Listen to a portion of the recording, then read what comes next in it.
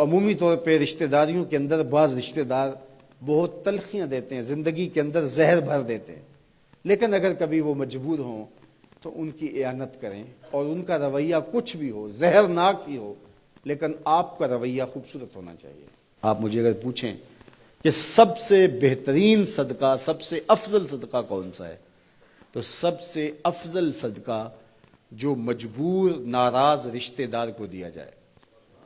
جو رشتہ دار آپ کا شریک بن کے ہر جگہ پہ کھڑا ہوتا ہو، ہر خاندانی میٹنگ میں، ہر خاندانی ایونٹ میں آپ کے مخالف کھڑا ہوتا ہو، آپ کو نیچا دکھانے کی کوشش میں لگا رہتا ہو،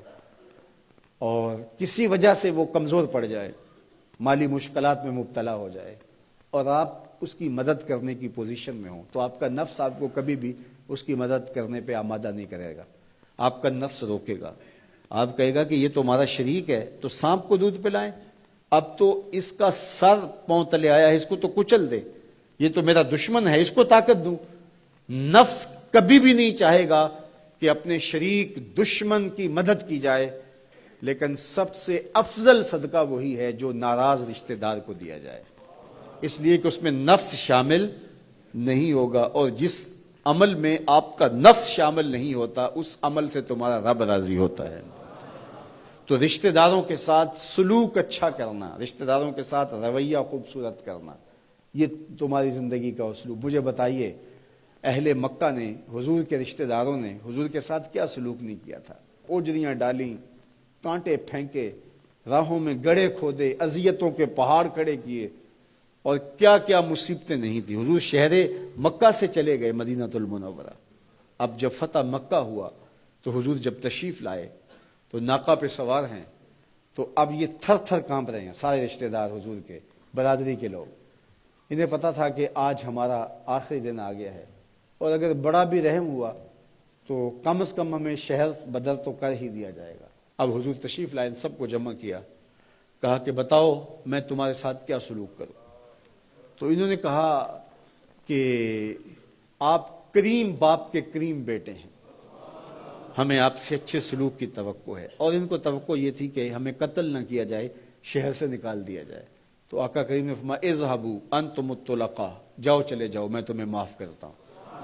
اور آج تم سے وہی کہتا ہوں جو حضرت یوسف علیہ السلام نے اپنے بھائیوں سے کہا تھا،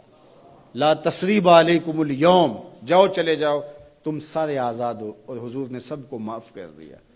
معاشرے کے کمزور لوگوں کی حضور علیہ السلام مدد کرتے، ان کا بوجھ حضور اٹھا لیتے۔ دکھیوں کا، کمزوروں کا، لاچاروں کا بوجھ اٹھانے کا مزاج پیدا کرو، لوگوں کی ضرورتوں کو پورا کرنے کی کوشش کرو، اپنے کندھوں پہ بوجھ اٹھاؤ اور ان کا بوجھ ہلکا کرو، یہ مزاج پیدا کرو۔ یہ تمہارے نبی علیہ السلام کی سنت ہے۔ وہ چاہے تمہارا دشمن ہی کیوں نہ ہو، لیکن اس کا بھی بوجھ کم کرو، اس کا بوجھ اپنے ذمہ لو۔ جس کا کوئی کمانے والا نہیں، معذور ہے، اپاہج ہے، لاچار ہے، زیادہ بچوں کا بوجھ ہے، اور ذرائع آمدن تھوڑے ہیں، تو آپ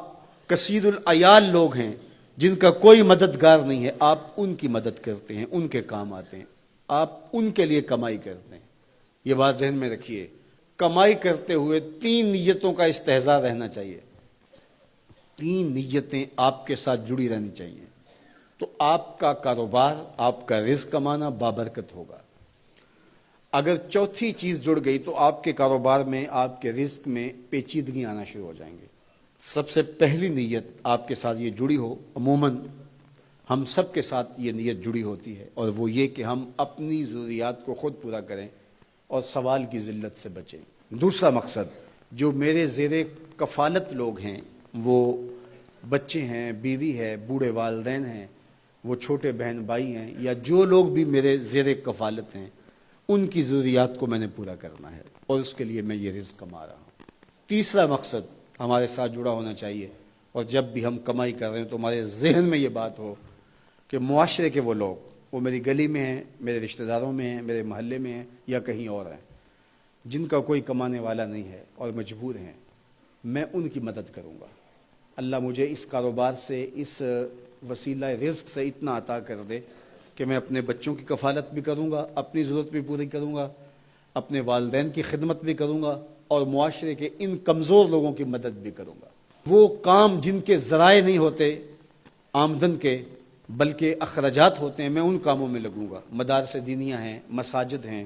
اور دیگر ایسے کام ہیں، میں یہ خدمت کروں گا، اس لیے میں کما رہا ہوں، تو یہ رزق بابرکت ہوگا،